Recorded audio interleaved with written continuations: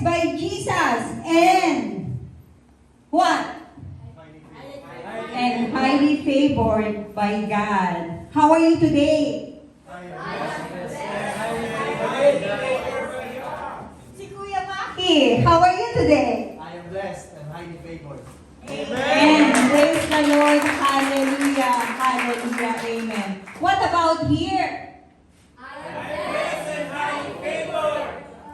Amen. We are blessed by Jesus and highly favored by God. Sino po sa inyo ang mga nakatanggap at nabuksan ng inyong puso sa mensahe ngayong araw na to? Lahat po ba? Opo, napakaganda ng mensahe ni Pastor Jason. Ang aking anak na gwapo. Nagpapasalamat ako, meron akong anak na binigay ni God.